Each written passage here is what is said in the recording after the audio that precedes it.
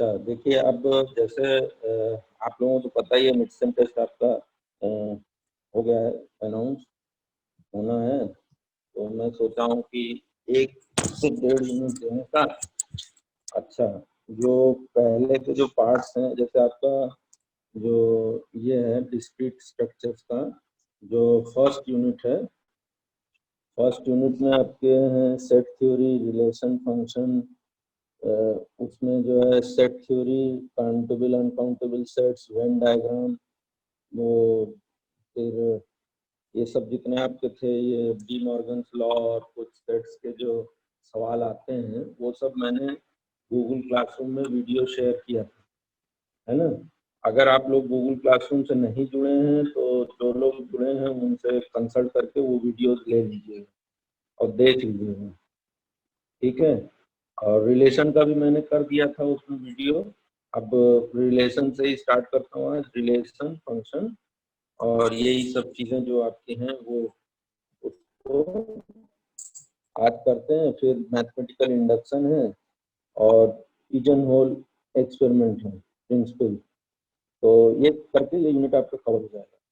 फिर next unit में हम आपको ग्रुप का डेफिनेशन, सब ग्रुप यहाँ तक करा के, मैंने सेकंड यूनिट का आधा तक कराऊंगा आज, कल और परसों में, 3 दिन में, ठीक है। ठीक है, जवाब दिया करो। Yes sir. हाँ yes sir, good morning sir.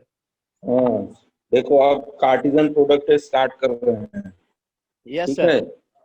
Yes sir.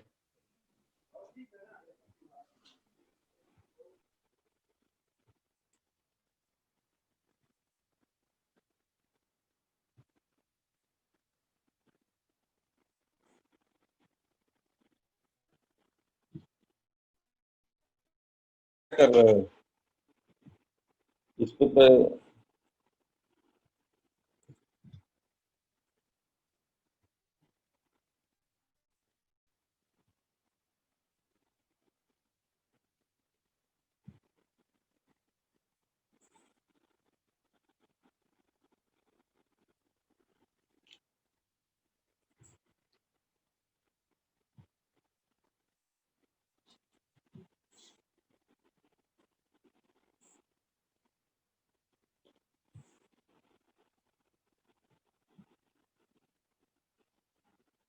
Cartesian product,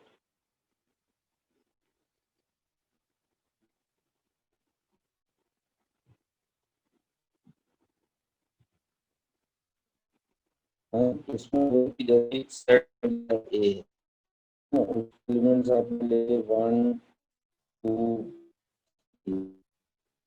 और सेट आपने लिया कोई एलिमेंट्स ले लिए ए बी सी, ठीक है। तो कार्टिजन प्रोडक्ट हम लोग डिफाइन करते हैं ऐसे, ए क्रॉस बी, ए क्रॉस बी करके डिफाइन करते हैं। तो आप इसको देखते रहिए, नोट करते रहिए।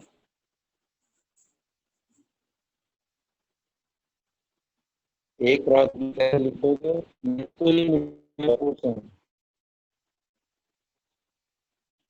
ए क्रॉस बी को जैसे लिखते हो तो ए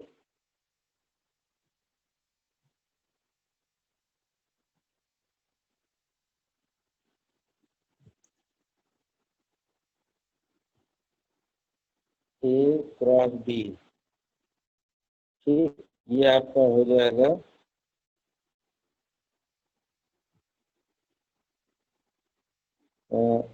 पहले जैसे ए का एलिमेंट एक लोगे 1 कॉमा ए, ठीक है। फिर दूसरे लोगे 1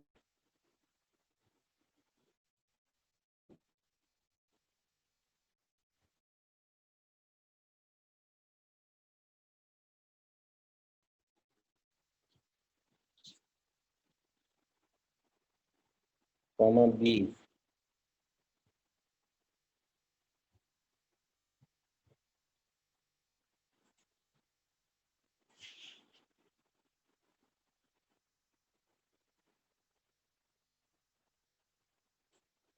तो तीसरा लोगे 1 कॉमा सी, ठीक है। 3 एलिमेंट ये हुए। फिर इसके बाद 2 से लोगे 2 कॉमा ए, फिर 2 कॉमा बी और 2 कॉमा सी, है ना। और फिर उसके बाद 3 तो और एलिमेंट आएंगे, 3 कॉमा ए, 3 कॉमा बी, 3 कॉमा सी। 3 तो और आएंगे, 3 कॉमा ए, 3 कॉमा बी, 3 कॉमा सी। ठीक है, तो कुल मिला के कितने हुए, चूंकि ए में आपके कितने एलिमेंट्स थे, एन, ए की वैल्यू क्या थी, मैंने जो उसका जो क्वांटिटी था 3 था, और इसी तरह एन बी की वैल्यू थी 3। तो ए क्रॉस बी में कुल कितने एलिमेंट हुए, 3 इंटू 3 इक्वल टू 9 एलिमेंट्स। ठीक है, तो बोलते हैं कि कार्टेशियन प्रोडक्ट में कितने एलिमेंट्स हुए, अगर सेट ए में m एलिमेंट्स है, सेट बी में n एलिमेंट्स हैं, तो कार्टेशियन प्रोडक्ट्स में m इंटू n है। ठीक है, अब इसमें जो है कुछ रिजल्ट्स होते हैं जो आपको मालूम होने चाहिए कार्टेशियन प्रोडक्ट के जो आए हुए हैं।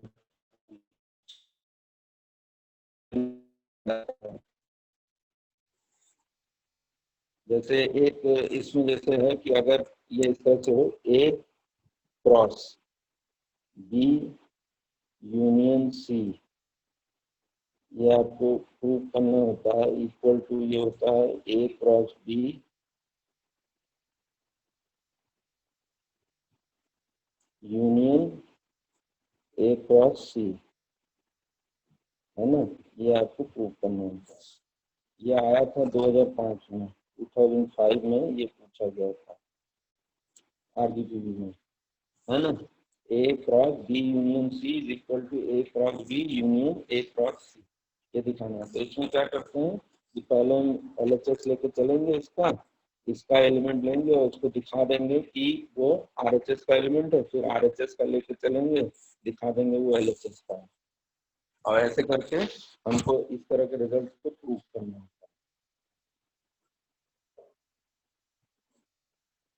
ठीक है, तो अब आप देखिए, जैसे ये हुआ इस तरह से, जैसे इसको प्रूव करेंगे तो आप क्या करोगे, लेट एक्स वाई, इसमें चूंकि ऑर्डर पे लिया जाएगा, दो क्रॉस प्रोडक्ट है, belong to A cross B union C,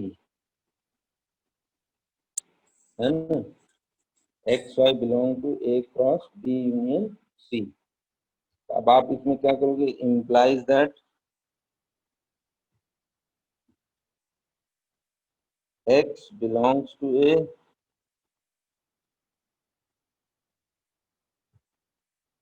and, और साथ में जो है ये हो जाएगा y बिलोंग्स टू,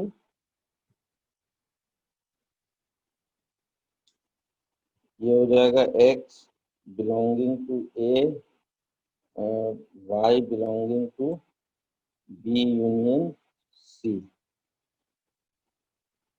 ठीक है, x belonging to a, y belonging to b union c, इस तरह से ये होगी। अब इसमें क्या करोगे कि आपको ये पता है, इसको क्या लिखोगे, इसके बाद इम्प्लाइज का सिंबल बनाओगे, ऐसे x बिलोंगिंग टू a लिखा रहने दोगे, और साथ में आप लिखोगे कॉमा देकर y बिलोंग्स टू b और y बिलोंग्स टू c। ठीक है, इसको ब्रैकेट में कर दोगे ऐसे, y बिलोंग्स टू b और y बिलोंग्स टू c। ठीक है, फिर उसको ब्रैकेट को ओपन करोगे, ब्रैकेट को ओपन करोगे तो क्या लिखोगे, ऐसे लिखोगे x बिलोंगिंग टू a,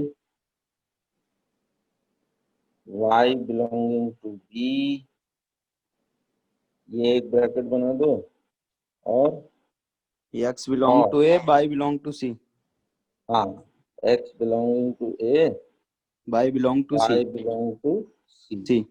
ठीक है, ठीक है, अब ये Yes. बन गया, तो अब आप इसको कैसे लिखोगे, इसको इस तरह से लिखोगे कि x belongs to a cross b, Yes, sir. है ना, और यूनियन, और के लिए यूनियन होता है, Yes, एक sir. सी। ठीक है, तो आपने क्या सिद्ध कर दिया कि अरे सॉरी एक्स कॉमा वाई हो गया, यहाँ पे एक्स कॉमा वाई जो कोऑर्डिनेट से लिया है उसको इसको वो निकाल के ठीक चलिए। हाँ, ये जैसे X X comma Y belongs to आ जाएगा, ए क्रॉस बी। हाँ, X comma Y belongs to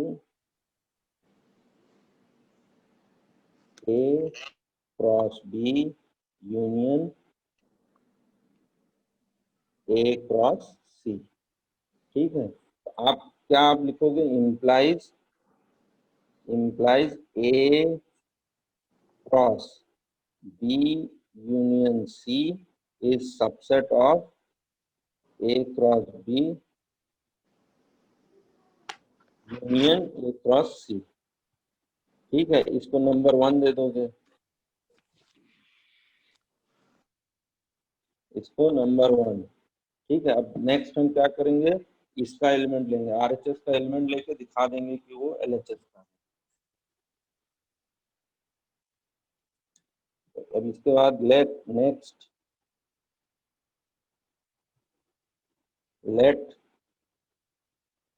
अब उसको चाहे एक्स वाई ना मानो, उसको इस तरह से लो, ए बी लो, ए बी बिलोंग्स टू, ऐसे ले लो A cross B union B cross C. ठीक है, अब ये जब तुमने ले लिया तो यूनियन है, तो इसका मतलब क्या हुआ, implies A B belongs to A cross B और A B belongs to B cross C. ठीक है, ये हो गया। अब इसको और सिंपलीफाई करेंगे, इसके आगे लिखेंगे कि इम्प्लाइज ए बिलोंग्स टू ए और बी बिलोंग्स टू बी, तो ऐसे ब्रैकेट बना दो, है ना, और A belongs to A and B belongs to C. फिर इसमें से क्या करोगे आप, ए कॉमन ले लोगे, ए बिलोंग्स टू ए बाहर ले लो और लिख दो बी बिलोंग्स टू, सॉरी और नहीं लिखोगे यहाँ पे बी बिलोंग्स टू बी और B belongs to C.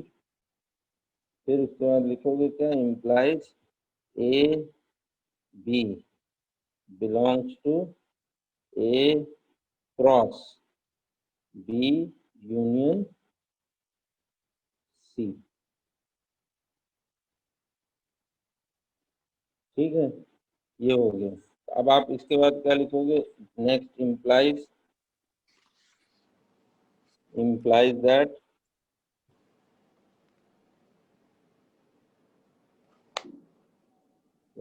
That ये हो जाएगा कि A cross B union A cross C is subset of A cross B union C. ठीक है, इसको दूसरा नंबर दे दो। फिर लिखोगे from 1 and 2, from 1 and 2 we get the result. ठीक है, ये यस सर। हाँ, आप देखो इसका एक हम आपको एक वो दे दे रहे हैं, आप उसको रूम पे ट्राई करिएगा। जैसे अगर मान लीजिए ए क्रॉस हमने दिया आपको बी इंटरसेक्शन सी, यूनियन के बजाय इंटरसेक्शन कर दो, तो आपको ये सिद्ध करना है ए क्रॉस बी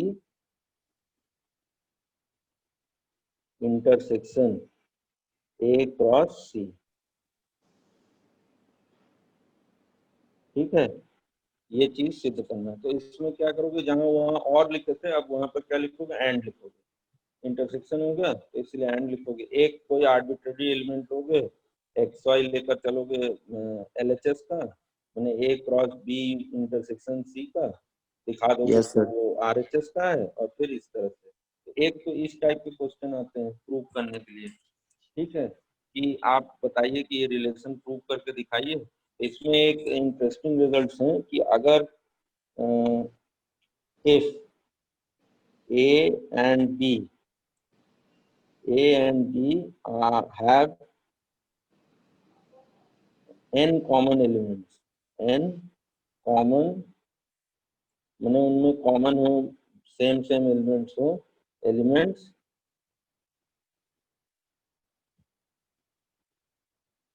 है ना, देन जो A क्रॉस B होगा उसमें कितने कॉमन एलिमेंट्स होंगे, n square. Then A cross B has n square common elements. ये रिजल्ट कई बार पूछा जा चुका है, तो इसको प्रूफ जो है कॉमन एलिमेंट्स।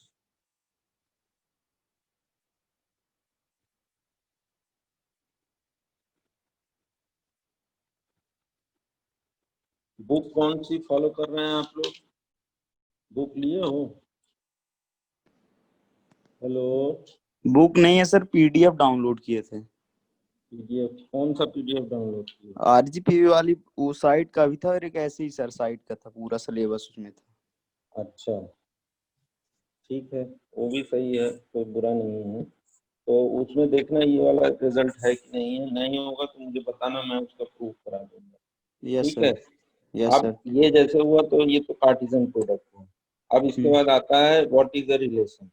रिलेशन, जो रिलेशन आप लेते हो, रिलेशन बिटवीन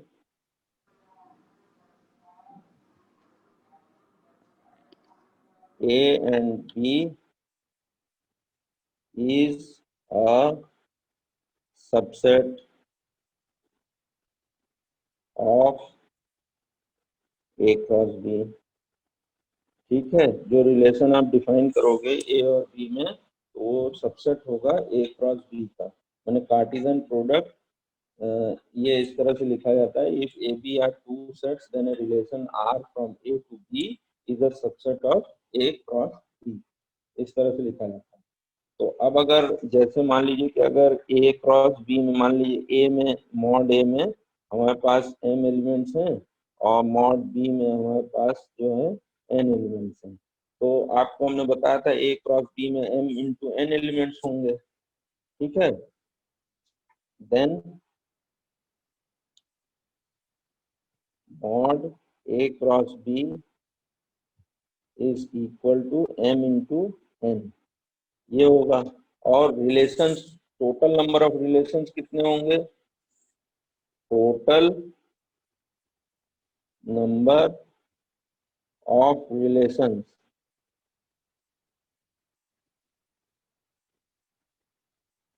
ये हो जाएंगे आपके 2 to the power m into n। जैसे होता नहीं है कि जैसे अगर सेट में मान लो इतने हैं तो उसके सबसेट्स कितने होंगे, तो 2 टू द पावर करके हम लोग लिखते हैं। तो उसी तरह से इसमें क्योंकि रिलेशन एक सबसेट है इसका ए क्रॉस बी का, तो टोटल नंबर ऑफ रिलेशंस कितने होंगे, 2 to the power m into n। ठीक है, अब यस सर। इसके बाद आता है डोमेन और range. Domain and range of a relation. Domain and range of a relation. Domain and range of a relation, इसमें क्या होता है कि अगर जैसे मान लीजिए कि आपने आर एक रिलेशन लिया है, सपोज करिए आर एक रिलेशन लिया, R such that A B, such that A belongs to A and B belongs to B. इस तरह से आपने लिया है, आर ए बी आपने रिलेशन इस तरह से डिफाइन किया। अब इसमें जो है तो इसमें जो पहला अक्षर होता है ए, वो डोमेन कहलाता है, और बी जो है वो कहलाएगा रेंज। तो इसको इस तरह से लिखते हैं कि डोमेन आर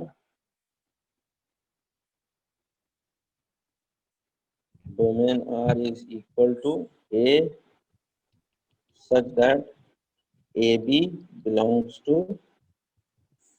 R। ठीक है, और सिमिलरली रेंज R लिखोगे इस तरह से, रेंज ऑफ R ये हो जाएगा equal to B such that AB belongs to R, है ना।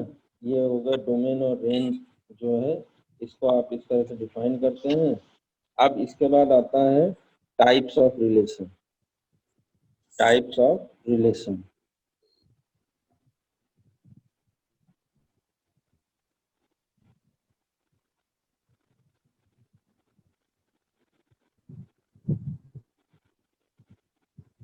टाइप्स ऑफ रिलेशन में पहला है reflexive relation. Reflexive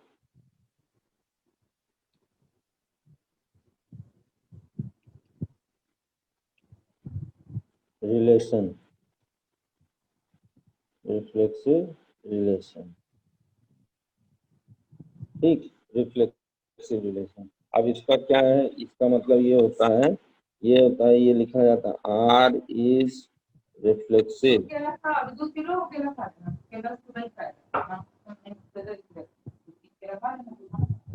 R is reflexive implies and implied by। उसका मतलब ये होता है, 2 किलो दे दीजिएगा। ए हो गया था।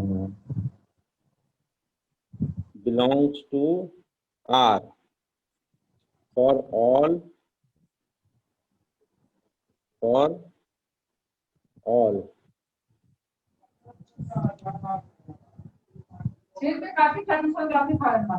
A belonging to A, माने जितने भी सेट के एलिमेंट्स हैं, जैसे मान लीजिए कि आप कोई सेट ए लिया आपने, ठीक है, सेट ए आपने लिया, इक्वल टू आपने ले लिया मान लीजिए 1 2 3। आपने रिलेशन डिफाइन किया कैसे, ए क्रॉस ए आपने डिफाइन किया, ए क्रॉस ए में कुल 9 एलिमेंट्स होंगे। तो 9 एलिमेंट्स होंगे तो इस तरह के होंगे, 1 1 होगा, है ना, 1 2 होगा, फिर 1 3 होगा, फिर इसी तरह से होगा 2 1 2 2 2 3 2 3 3 1 3 2 3 3। हाँ, और साथ में होगा 3 1 3 2 3 3 3 2 और 3 3 3। तो रिफ्लेक्सिव कब कहलाएगा, जब उसमें आपस में रिलेशन वाले हो, मतलब कि ये 1 1 हो, 2 2 हो और 3 3 हो। ठीक है, तो मतलब कि सेट में अगर मान लो 4 एलिमेंट्स होते 1 2 3 4, तो 4 4 भी होना चाहिए। तो ये 3 आपको जब भी चेक करना होगा, अभी हम सवाल कराएंगे इस पे, तो उसमें आपको रिफ्लेक्सिव अगर चेक करना है तो आपको देखना है कि जो सेट जो आपने लिया है, जिस सेट पे रिलेशन डिफाइन किए हो, वो सेट के जितने एलिमेंट्स हैं वो स्वयं से रिलेटेड होना चाहिए। स्वयं से रिलेटेड होना चाहिए मतलब कि ए टर्म जो होता है, ए बिलोंगिंग टू होना चाहिए आर फॉर एवरी, मैंने प्रत्येक के लिए, for every A belonging to A, जो सेट आपने डिफाइन किया उसके लिए। ये मैंने बेसिक लॉजिक इसका यही होता है कि आपको जो है ये मालूम होना चाहिए, रिफ्लेक्सिव होने के लिए स्वयं से रिलेटेड होना जरूरी है। ठीक, रिफ्लेक्सिव हुआ। अब रिफ्लेक्सिव जो है के बाद ये आता है सिमेट्रिक रिलेशन।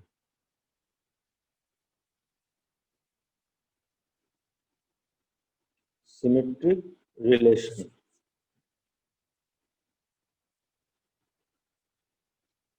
सिमेट्रिक रिलेशन में आप क्या करोगे कि जैसे ए बी अगर बिलोंगिंग टू आर है, A B belonging to R implies B A also belongs to R, मतलब ठीक उल्टा उल्टा जो होगा B A belongs to R होना चाहिए।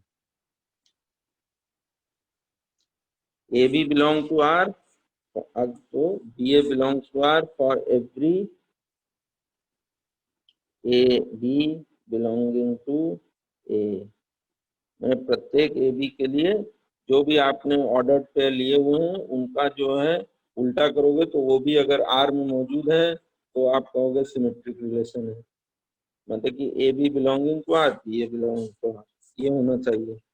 अच्छा, एक इसके साथ एक रिजल्ट है वो नोट कर लीजिए, वो आपको ऑब्जेक्टिव में अच्छा हमें कि आता है, ये relation R on a set A is symmetric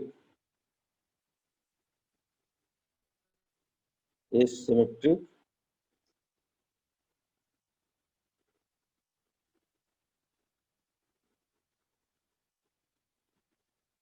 symmetric if and only if and only if, इसको डबल एफ करके लिखा जाता है, R is equal to R inverse, मतलब कि अगर रिलेशन है वो अपने इनवर्स के बराबर है तो आप कहोगे कि वो सिमेट्रिक है, और अगर ए सेट जो मतलब कि आर अगर रिलेशन सिमेट्रिक है तो आप कहोगे कि उसका इनवर्स रिलेशन उसके रिलेशन के बराबर है। ये चीज है, ये रिलेशन होता है, ये कई बार ऑब्जेक्टिव में पूछा गया है, गेट से लेकर हर जगह पूछा जाता है कि अगर ए आर सिमेट्रिक है तो चार्ट का ऑप्शन दे देगा, बोलेगा कि उसमें तो उसमें R equal to R inverse अगर दिख जाए तो उसको तुरंत टिक रखना। ठीक है, अब transitive relation,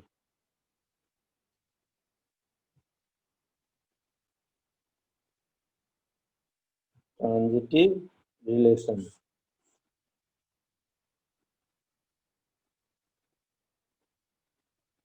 transitive relation transitive relation में ये होता है ए रिलेशन आर, आर को ट्रांजिटिव कब कहा जाता है, जब A B belonging to R and B C belonging to R implies A belong to C. AC belongs to R, मतलब कि इसका जो पीछे वाला एलिमेंट है और इसका जो दूसरे वाले का जो फ्रंट वाला एलिमेंट है दोनों सेम होना चाहिए, जैसे ए बी और इधर बी सी है तो बी कॉमन हुआ तो ए और सी भी जो है आर में होगा, तभी रिलेशन आर को हम ट्रांजिटिव बोलेंगे। For every A B C belonging to A, जिस सेट में हमने डिफाइन किया हुआ है वो उसके लिए आपका ये होना चाहिए, तभी ये ट्रांजिटिव होता है। ठीक है, अब इसमें जो है एक चीज नोट कर लीजिएगा कि एंटी सिमेट्रिक रिलेशन भी होता है, anti symmetric anti symmetric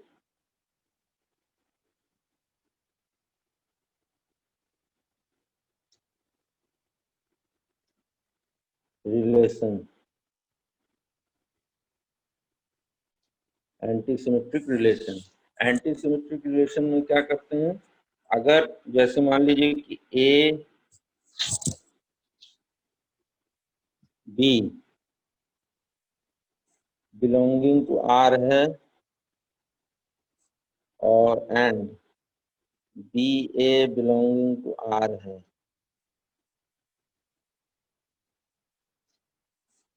implies A is equal to B, A is equal to B for all AB belonging to A। ठीक है, प्रत्येक सेट का जो एलिमेंट है उसमें अगर आपका A B belonging to R है और B A belonging to R है देखो सिमेट्रिक के लिए होता था क्या, A B belonging to R implies B A belonging to. इसमें एंटी सिमेट्रिक में क्या है, A B belonging to R और B A belonging to R हो, तो ए इक्वल टू बी होना चाहिए, एंटी सिमेट्रिक रिलेशन। ठीक है, एंटी सिमेट्रिक रिलेशन के लिए ये होता है। अच्छा, अब इसमें दो तीन चीजें और हैं जो बहुत इंपॉर्टेंट हैं, पूछी जाती हैं, जैसे इक्विवेलेंस रिलेशन आप कैसे लिखोगे, इक्विवेलेंस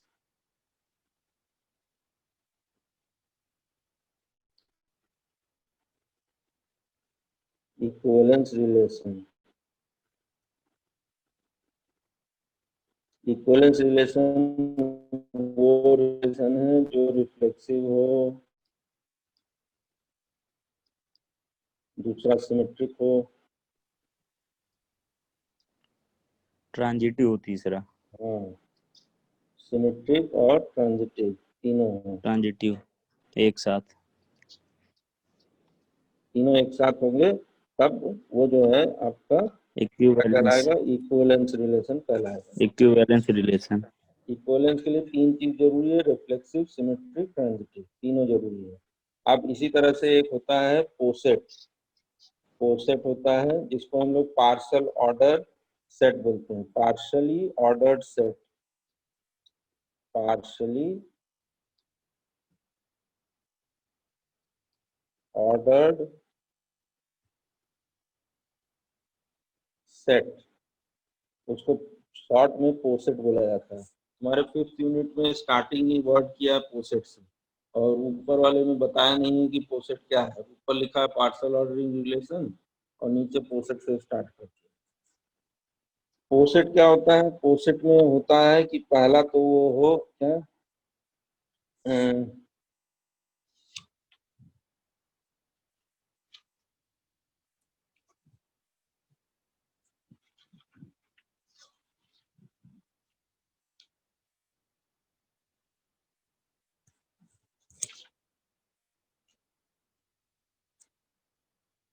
एंटी सिमेट्रिक हो और साथ में जो है रिफ्लेक्सिव हो और ट्रांजिटिव हो, तो आपका जो है वो पोसेट कहलाता है। पोसेट कहलाता है जब आपका क्या हो, एंटी सिमेट्रिक हो, सिमेट्रिक हो और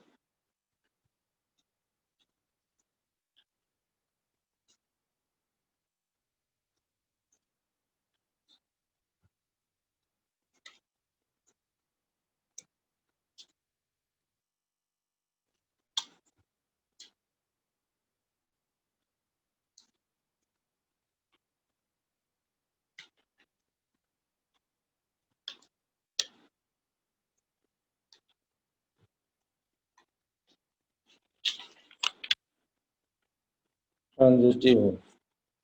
ये पोसेट में रिफ्लेक्सिव,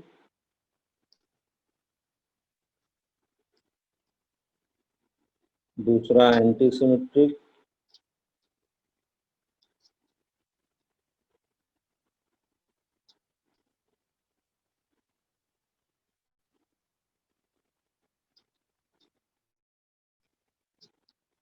और तीसरा होता है उसमें ट्रांजिटिव होना चाहिए, तो पोसेट कहलाता है।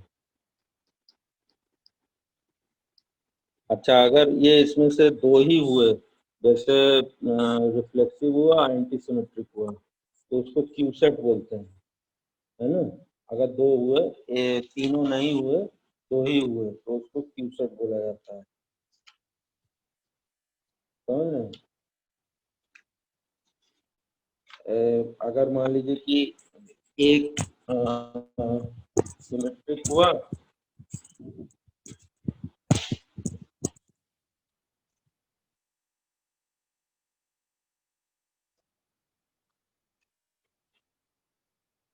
सिमेट्रिक एंटी सिमेट्रिक हुआ और साथ में वो हुआ रिफ्लेक्सिव हुआ, तो उसको क्यूसेट बोला जाता है।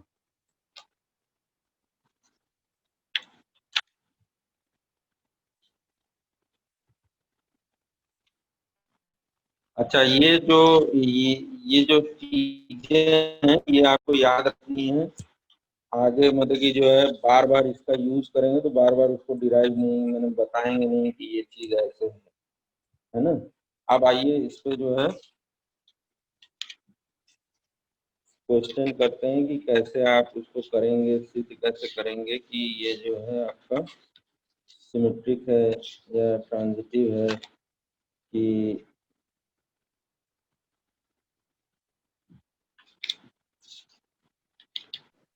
है ना। उसको ये ऐसे करके लिखा जाता है, क्यूसेट बोलते हैं अगर इफ मैंने केवल रिफ्लेक्सिव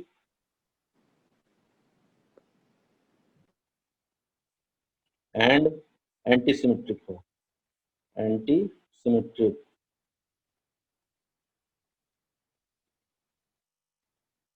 तो कई किताबों में उसको खाली ऐसे करके लिखा है, क्यूसेट करके दे दिया है, और कहीं पर लिखते हैं पूरा क्वासाई ऑर्डर सेट, समझ रहे हैं, उसको बोलते हैं quasi, quasi order set, quasi order set. और अगर तीनों हैं तो उसको पार्शियल ऑर्डर सेट बोलते हैं। ठीक है, याद रहेगा। Yes sir. अब आइए कि इस पे क्वेश्चन करते हैं कि आपको जो है क्वेश्चन में कैसे क्या करेंगे, कैसे दिखाएंगे कि ये रिफ्लेक्सिव है कि नहीं है, क्या है, इस पे सवाल करते हैं। जो पूछे जाते हैं वो चीजें जैसे करके दिखानी होती है। जैसे एक तो बेसिक बहुत मैंने कि जैसे फ्रीक्वेंटली आज क्वेश्चन है वो है कि अगर R इज इक्वल टू, ये इस तरह से दिया हुआ है कि ए बी है ना, such that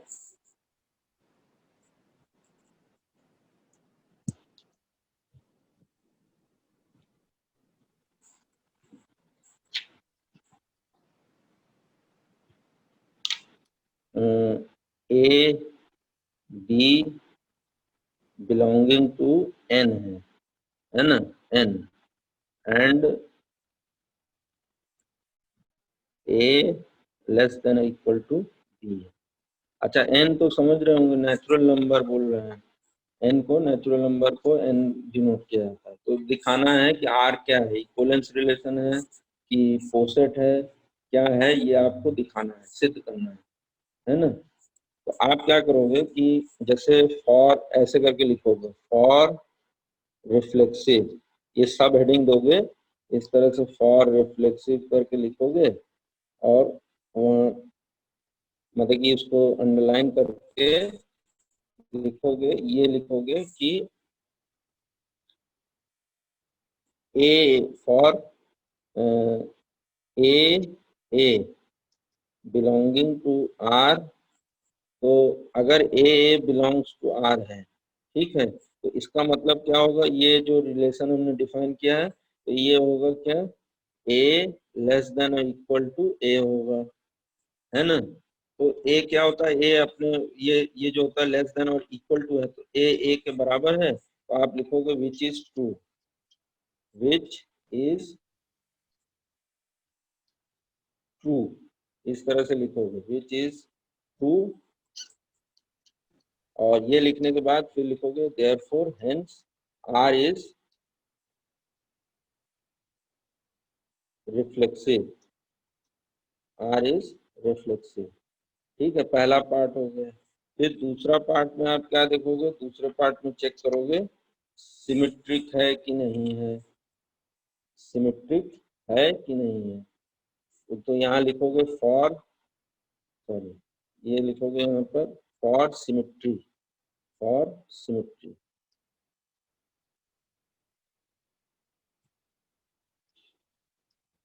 for symmetry, for symmetry. तो सिमेट्री में क्या होना चाहिए कि if A B belongs to R, तो इम्प्लाइज दैट क्या होगा, A less than or equal to B,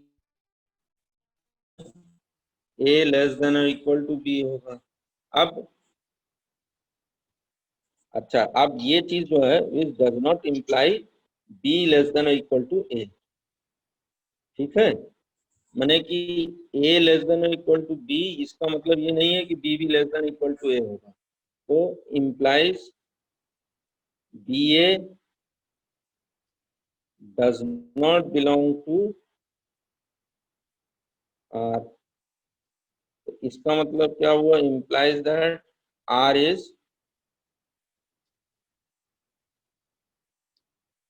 not symmetric, R is not symmetric।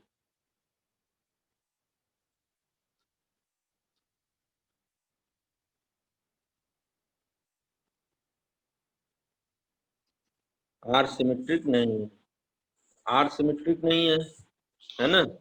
और इसके लिए अब जब सिमेट्रिक नहीं है तो उसमें एग्जाम्पल देना होता है कि जब आप गड़बड़ सिद्ध कर देते हो तो एग्जाम्पल देना होता है कि जैसे अगर 1 2 बिलोंगिंग टू R है तो does not imply that 2 1 belongs to R।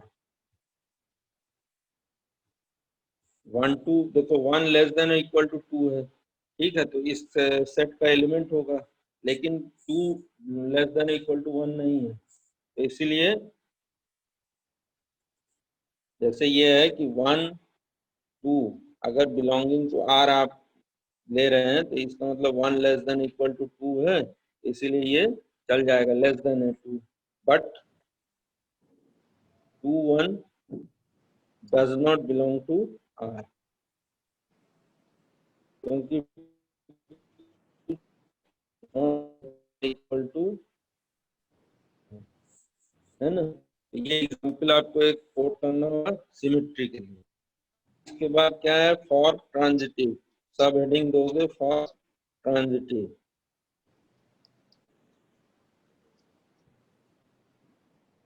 आपको पता चल गया कि ये सिमेट्री नहीं है तो आप वहीं पर डायरेक्ट नहीं लिखेंगे कि ये इक्विवेलेंस रिलेशन है, ठीक है। आप पूरा सिमेट्री ट्रांजिटिव सारा दिखाने के बाद फिर आखिरी में अपना निष्कर्ष दोगे कि इसीलिए देखो ये आपका इक्विवेलेंस रिलेशन नहीं बना, ठीक है। ये थोड़ा सा ध्यान दीजिएगा कि चीजें जब प्रूव करते हैं, जब लिखते हैं तो उसमें अच्छे से उसको प्रेजेंट करना मैटर करता है। प्रेजेंट नहीं कर पाते हैं तो दिक्कत आती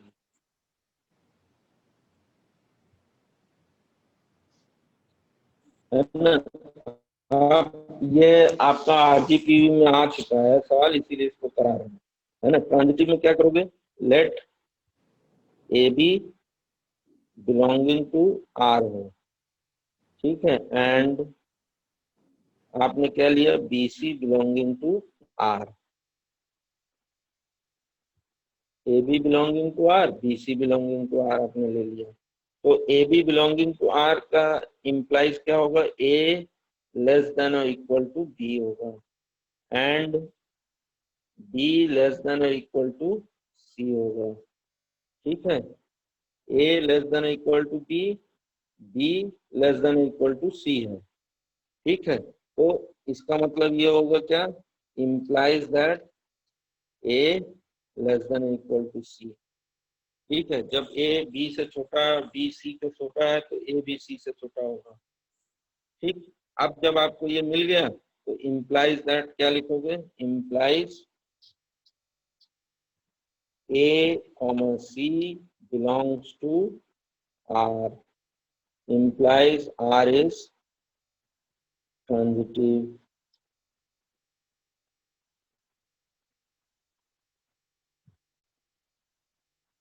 है ना। R is transitive, क्लियर है? समझ में आ रहा है ना कैसे प्रूव करना है? Yes sir. Yes sir. अब इसमें बात क्या करोगे कि जैसे ये चीज आपने ये इस तरह से लिख लिया, आप इसके बाद लिखोगे hence R is not an equivalence relation, hence R is not a an, E है इसलिए an लिखोगे, not an equivalence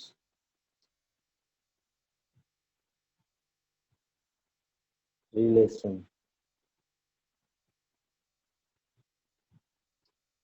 तो ये इक्विवेलेंस रिलेशन तो नहीं हुआ, लेकिन क्या ये पोसेट है? ये जो a less than equal to b, ये पोसेट है कि नहीं है? देखो रिफ्लेक्सिव हो गया, ट्रांजिटिव हो गया, दो कंडीशन सेटिस्फाई कर गए। अब हमको देखना ओके। क्या है, एंटी सिमेट्रिक है कि नहीं। तो for anti symmetry,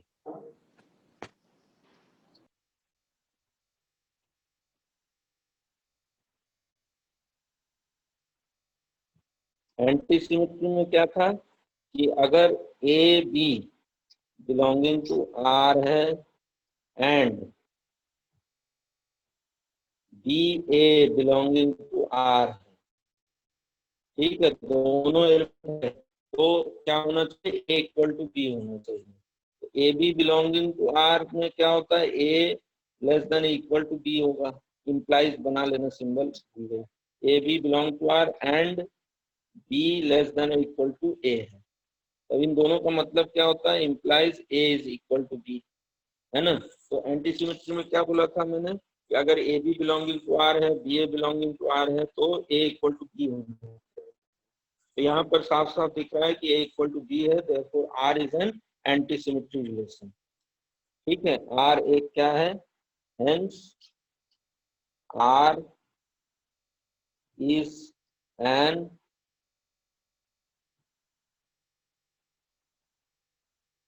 anti symmetric relation.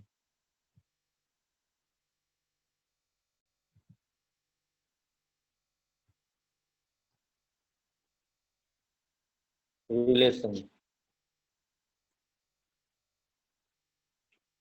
R एक एंटी सिमेट्रिक रिलेशन है, तो देयरफॉर क्या कहोगे, आर इज अ पोसेट।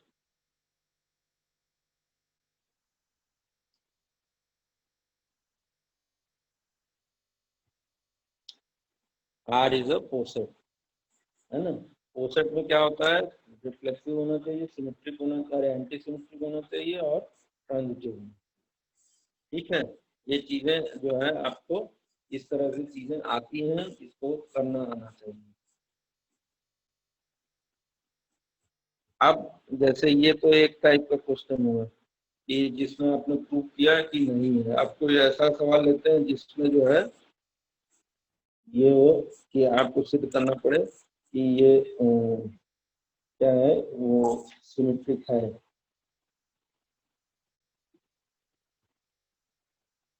अब देखो जैसे ये होता है, एक होता है ये कॉन्ग्रुएंस मॉडुलो एम।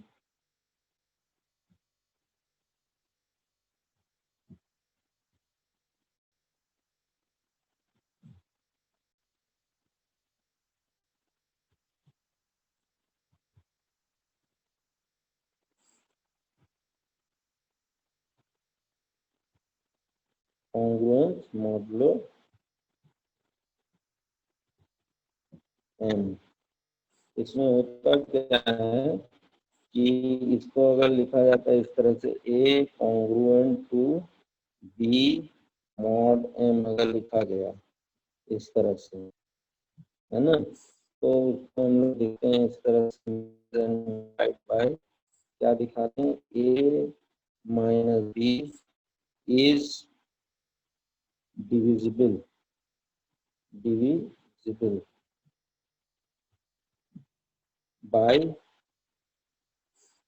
एम।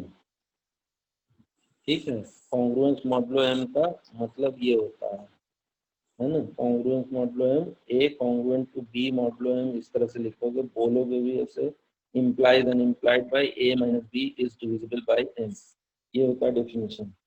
ठीक है, अच्छा। अब जैसे ये, जैसे इसके लिए अगर मान लो एग्जाम्पल देखना चाहते हो, एग्जाम्पल में जैसे लिख सकते हो कि 18 कॉन्ग्रुएंट टू बी मॉडुलो 5, ये आपने लिया है ना। तो इसका मतलब हुआ कि 18 माइनस 3 को डिवाइड कर रहा है क्या, 5, तो वो कर रहा है, तो इसीलिए ये सही है ना। अब जैसे आप इस तरह से लें, अगर जैसे 25 कॉन्ग्रुएंट टू 2 मॉडुलो 4,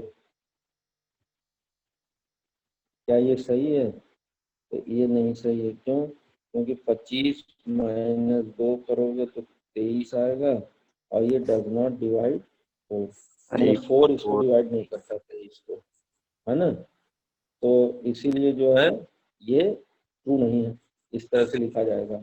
तो एक इसी पे इक्विवेलेंस रिलेशन डिफाइन होता है ना।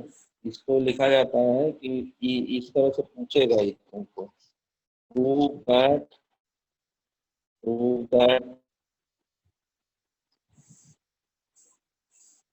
the relation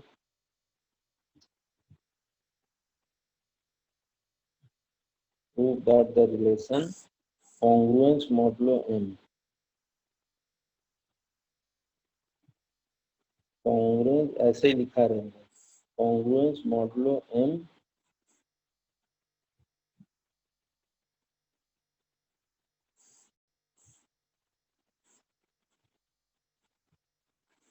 on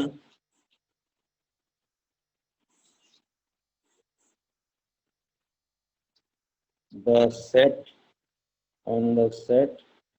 of integers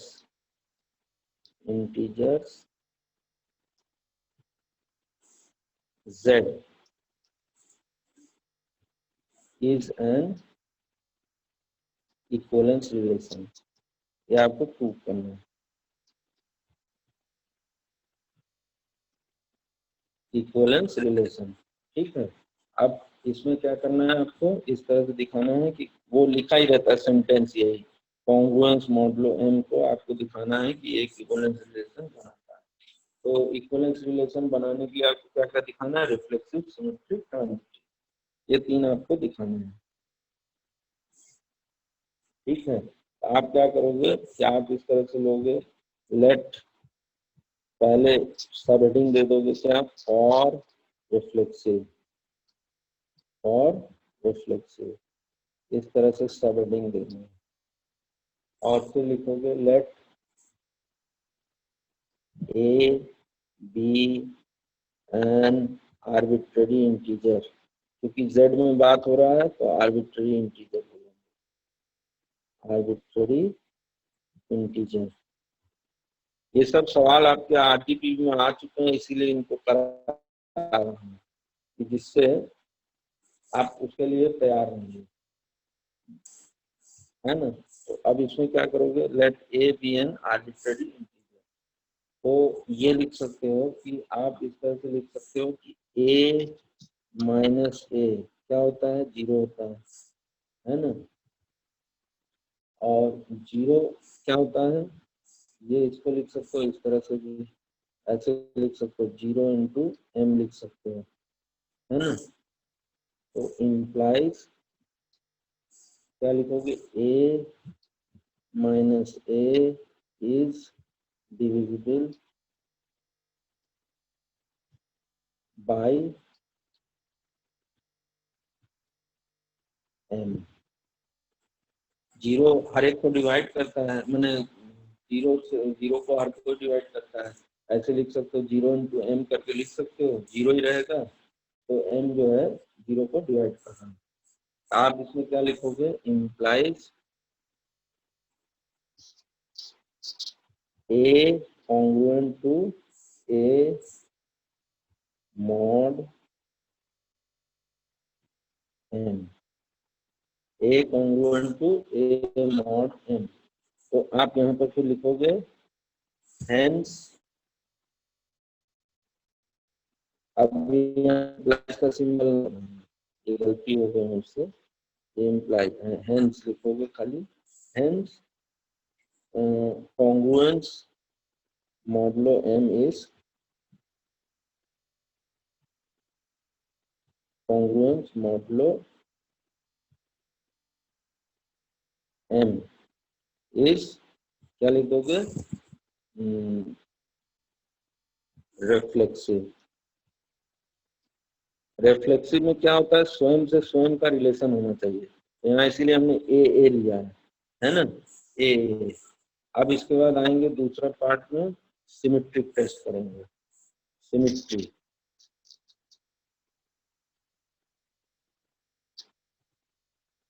symmetry में क्या होता है, दो एलिमेंट लेंगे अब हम, late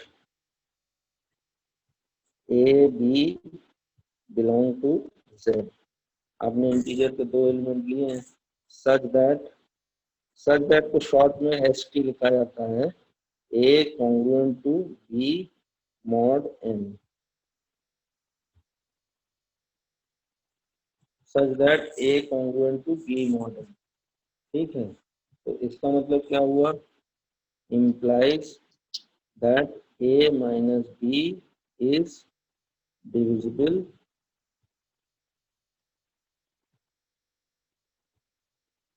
by a minus b is divisible by m।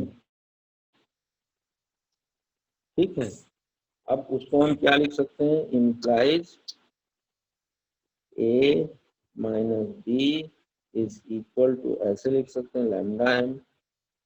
भाई m time lambda times m करोगे तो a माइनस बी आ जाएगा।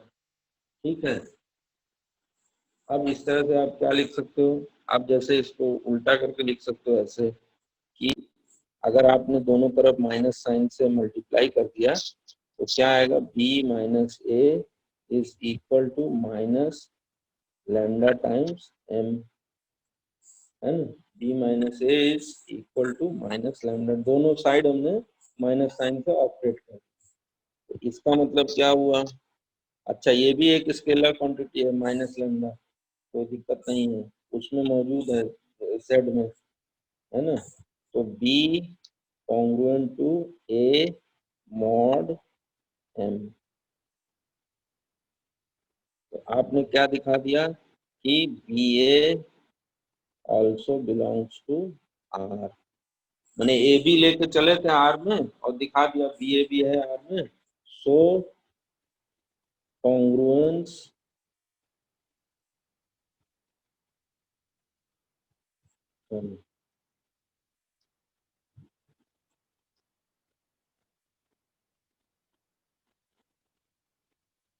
कॉन्ग्रुएंस मॉडुलो एम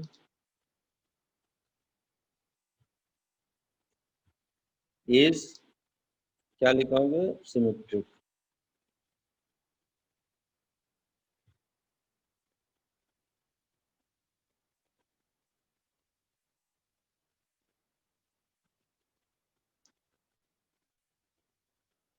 सिमेट्रिक दिखा दिया आपने, congruence modulo M is symmetric. तो दो पार्ट आपने प्रूव कर लिया, रिफ्लेक्सिव और सिमेट्रिक। अब इसके बाद आइए ट्रांजिटिव, तो यहाँ लिखोगे ऐसे करके, सब हेडिंग दोगे फॉर ट्रांजिटिव,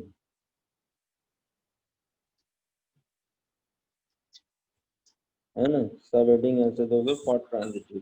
ट्रांजिटिव लिखने के बाद फिर आप तीन एलिमेंट लेकर चलेंगे, let A B C belong to Z, है ना, सच दैट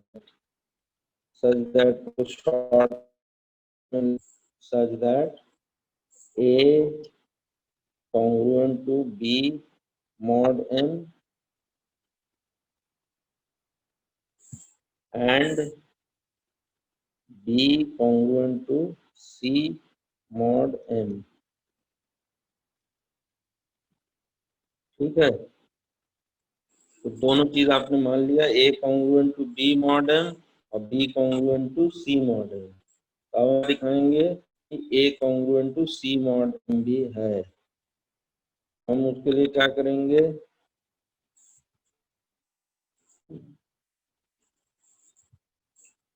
ये दिखाएंगे हम इस तरह से कि a minus b is divisible by m by m and b minus, sorry,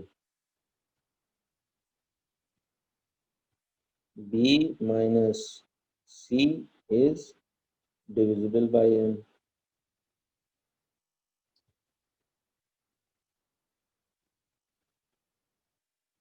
है ना, दोनों चीज हो गए। तो इसको इम्प्लाइज करके लिखना है ऐसे, है ना। अब फिर इम्प्लाइज करके लिखोगे क्या कि a minus B is equal to, आप कुछ लिख सकते हैं इस तरह से, लैम्डा 1 m, है ना। और b माइनस सी को आप लिख सकते हो इसी तरह से लैम्डा 2m। अब लैम्डा नहीं हो रहा है तो आप लैम्डा नहीं, आप कुछ और कांस्टेंट ले सकते हैं, डजंट मैटर, ठीक है। अब जैसे ये दोनों आपने लिया, अब जैसे आप अगर इन दोनों को आप जोड़ देते हो, मैंने एडिंग, ये इसको 1 नंबर दे दो और इसको 2 नंबर दे दो, मैंने एडिंग 1 and 2, एडिंग 1 and 2, जब आप एडिंग करोगे तो b क्या हो जाएगा, कैंसिल हो जाएगा, b कैंसिल हो जाएगा, इधर बचेगा a माइनस सी और इधर क्या बच जाएगा, लैम्डा 1 प्लस लैम्डा 2 बच जाएगा, ठीक है। तो इधर आ जाएगा आपका क्या, a minus C is equal to lambda 1 plus lambda 2 times m, हमने ऐड किया है ना। तो ये भी एक स्केलर है, इसको कुछ मान लो, क्या लैम्डा मान लो, है ना। आप क्या लिखोगे, a minus C is equal to lambda m, है ना। तो लिखोगे क्या, a congruent to c mod m, सब इम्प्लाइज में जाएगा, है ना। मतलब कि यहाँ मैं लगाना भूल गया हूँ, ये सारे इम्प्लाइज में जाएगा, है ना। अब implies a comma c belongs to R, so therefore so R is transitive, R is transitive, R is transitive, ये आपने सिद्ध कर दिया। तो आपने क्या क्या सिद्ध किया, आपने सिद्ध किया रिफ्लेक्सिव, सिमेट्रिक, ट्रांजिटिव। फिर नेक्स्ट स्टेटमेंट लिखोगे क्या, hence R is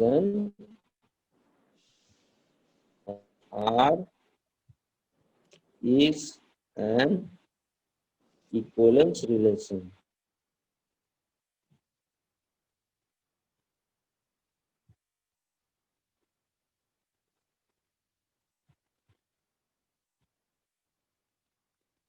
hence R is an equivalence relation, ठीक है। ये जैसे इस तरह से चीजें आपको करनी होती है, इस तरह से चीजों को इंटरप्रेट करना आना चाहिए, कैसे आप लिखोगे कैसे लिखोगे नहीं। अच्छा, इसमें जो आपके जो ये तो हुए लंबे क्वेश्चन जो आते हैं, अब जैसे इसमें ऑब्जेक्टिव आता है, ऑब्जेक्टिव में क्या आते हैं कि आपको दिखाना होता है कि जैसे मान लीजिए हमने 5-6 रिलेशन ले लिया, ठीक है, 5-6 रिलेशन मैंने इस तरह से लिया कि सेट हमने लिया है a इक्वल टू 1 2 3, ये ले लिया, ठीक है। अब इसमें हमने कई सारे रिलेशन डिफाइन किए, एक डिफाइन किया मैंने R1 रिलेशन डिफाइन किया, तो उसमें क्या दिया मैंने, 1 1 दिया, फिर इस तरह से दिया 2 2, इस तरह से दिया 3 3, है ना। ये ऐसे करके दे दिया, एक बंद कर। फिर हमने R2 रिलेशन डिफाइन किया, ये असल में आरजीबी में 2009 में आया था, ऐसे 5-6 तो दे दिए, तो बोले थे कौन सा रिफ्लेक्सिव है, कौन सा सिमेट्रिक है, कौन सा ट्रांजिटिव है, कौन सा तीनों है, ऐसे सब बताना। तो 1 1 हुआ, फिर इसके बाद हुआ 1 2 और इसके बाद हुआ 1 3, ये हमने ऐसे ऐसे रिलेशन डिफाइन किए हुए हैं। R2, फिर R3 हमने क्या ले लिया, ये ले लिया 5 समझ रहे हो ना, नल सेट, नल को सेट को ऐसे 5 से। फिर हमने ले लिया, मान लो R4 लिया, R4 को हमने क्या ले लिया, A क्रॉस A, मैंने पूरा का पूरा हमने वही ले लिया, कार्टेशियन प्रोडक्ट, ठीक है। अब इसमें जैसे आपको दिखाना है कि कौन सा क्या है, R1 R2 R3 R4 और दो ठो हैं, इसको नोट कर लियो, मिटा दें, तो ये आ जाएगा R5 आ गया, R5 आपने लिया है ये 2 2, फिर आपने लिया क्या 3 3 लिया, और फिर आपने क्या लिया 1 2 लिया, यह R5 डिफाइन किया, और R6 आपने डिफाइन किया क्या इस तरह से लिया 2 3 और 1 2, है ना। अब जैसे ये चीजें आपने 6 ठो रिलेशन हमने डिफाइन किया। अब आपको दिखाना है कि सिमेट्रिक है, ट्रांजिटिव है, रिफ्लेक्सिव है, क्या है क्या नहीं है। तो इसमें इस तरह से टेबल ड्रॉ करना रहता है ऐसे करके कि जैसे आप एक इधर ऐसे करके पूरा लाइन बना दोगे, इधर ऐसे बना दोगे, यहाँ पर लिख दोगे R1 R2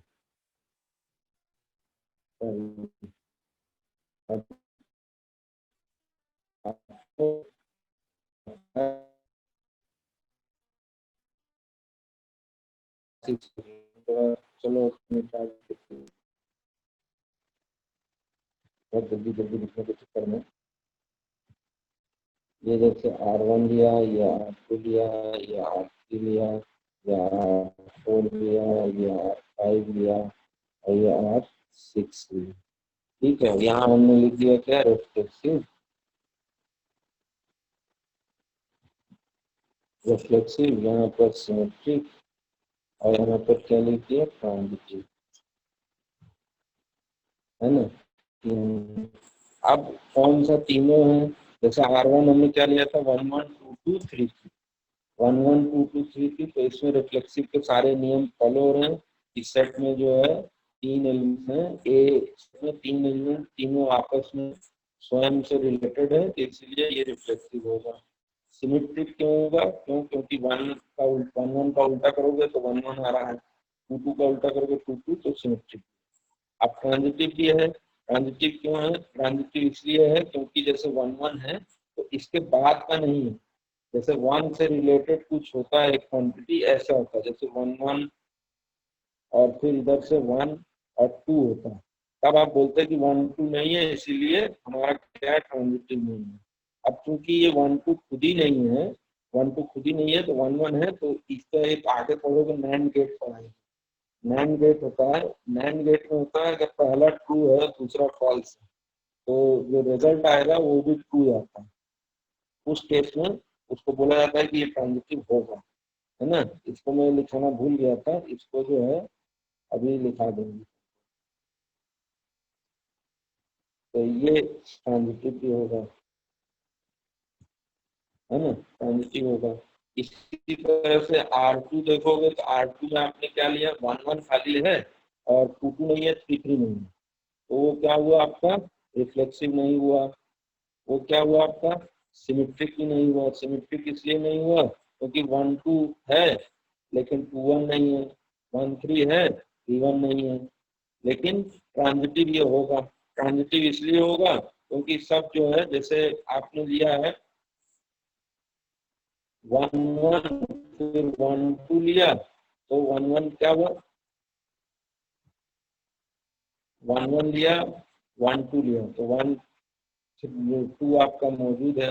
फिर आपने 1 1 लिया, 1 3 लिया, तो 1 3 फिर से आएगा, तो 1 3 मौजूद है, तो ये आपका ट्रांजिटिव होगा। सिमिलरली जब आप 5 सेट लेते हो, 5 सेट लेते हो तो वो रिफ्लेक्सिव तो पता ही नहीं है क्योंकि सब स्वयं से रिलेटेड नहीं है। लेकिन 5 सेट आपका सिमेट्रिक होता है, 5 सेट आपका ये ट्रांजिटिव होता है। R4 चूंकि सारा आपने ले लिया तो तीनों होगा। मैंने ए क्रॉस ए लिया था आपने, तो ए क्रॉस ए में तो सारे एलिमेंट है, तो रिफ्लेक्सिव सिमेट्रिक ट्रांजिटिव तीनों होगा। फिर इसी तरह से जब R5 आपने लिया, R5 में रिफ्लेक्सिव नहीं होगा, क्यों, क्योंकि उसमें 1 1 नहीं है ना, 2 2 है, 3 3 है, 1 1 नहीं है ना। और सिमेट्रिक नहीं होगा, क्यों, क्योंकि उसमें 1 2 मौजूद है और 2 1 हमारा मौजूद नहीं है। लेकिन ये ट्रांजिटिव होगा, है ना। फिर R6 लीजिए, R6 लीजिए, R6 क्या है, तीनों नहीं होंगे। R6 में हमने 2 3 लिया था, 1 2 लिया था, तो 2 3 का उल्टा करोगे 3 2, 3 2 नहीं है, इसीलिए सिमेट्रिक नहीं है ना। और सब स्वयं से रिलेटेड नहीं है, इसलिए रिफ्लेक्टिव नहीं है। अब जैसे आपने 1 2 लिया, 2 3 लिया, 1 3 मौजूद नहीं है, इसीलिए ट्रांजिटिव नहीं है।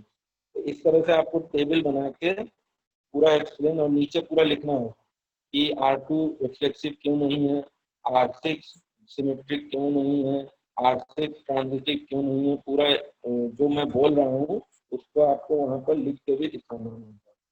ठीक है, तो ये तो हुआ आपका पूरा जो है रिफ्लेक्सिव, सिमेट्रिक, ट्रांजिटिव करके जो रिलेशन वाला पार्ट है वो हुआ। अब नेक्स्ट जो कल संडे है, कल भी एक दो दो वीडियो लेक्चर ले मैंने, दो ये तुम्हारे इस पे शेड्यूल करके लूंगा, एक सुबह और एक शाम को। तो उसमें फंक्शन पूरा बता देंगे। फंक्शन में जैसे टाइप्स ऑफ फंक्शन, फंक्शन में वो कैसे आप डोमेन निकालते हो, रेंज निकालते हो। ठीक है, ये सारा चीज करके फिर मंडे को ग्रुप्स का थोड़ा पोर्शन बताएंगे और उसमें से टेस्ट लेंगे। और मीन टाइम आज जैसा है, आप जो पुराने में वीडियो लेक्चर जो बना के गूगल क्लासरूम में अपलोड किया था उसको आप लोग देख लीजिए। उसमें काउंटेबिलिटी, काउंटेबल अनकाउंटेबल सेट्स, फिर उसमें सेट्स के जो डी मॉर्गन्स लॉज और कई सारे सेट्स के डेरिवेशंस हैं। एक क्वेश्चन आता है कि वेन डायग्राम पे एक क्वेश्चन आता है आप लोगों का 7 नंबर का, तो वो मैंने हल किया था उसमें। वो सब आप लोग देख लीजिए, वो सारे लिंक आपके गूगल क्लासरूम में उपलब्ध है, उनको देख के प्रिपेयर कर लीजिए। मैं 1.5 यूनिट देने का विचार किया हूँ उसमें आपकी मिड सेम टेस्ट में, तो उसके लिए प्रिपेयर रहिएगा। ठीक है, ठीक है। Yes sir. Yes sir. Sir एक चलिए डाउट है सर। अब हाँ बोलिए। सर जैसे मान लीजिए 2 घंटे का पेपर है, यदि नेट काम नहीं कर रहा है तो फिर क्या करेंगे सर? सबमिट नहीं हो रहा है तो क्या 2 करेंगे घंटे सर का उसमें? हेलो। अरे इसमें असेसमेंट यही ग्रेट लर्निंग से जुड़े हो ना, तो इसी में यस सर। असेसमेंट में मान लो कि हम वो अपलोड कर देंगे। ठीक है, तुम यस अपना उसमें अपलोड करना आसान है इसमें। सर वो अगर नहीं, मान जैसे लो मान नहीं लीजिए। होता बाई चांस, यस सर। अगर बाई चांस नहीं होता है तो फिर उसके लिए दूसरा ऑप्शन होगा, या तो व्हाट्सएप पे सेंड करना है या कैसे कुछ करके भेज देना। Yes sir. और आके तो जमा करने का ऑप्शन है नहीं इसमें। जो यस उसमें सर। हुआ था वो क्या कहते हो तुम्हारे जो था उसके तरह नहीं होगा। यस आपका सर। यही है कि ऑनलाइन सबमिट करना है, यस आप सर। ऑनलाइन कुछ देर में आके सबमिट कर दीजिए। आपका सर ठीक है। मान लो जब नेट चले तब सबमिट कर दो या जैसे हो।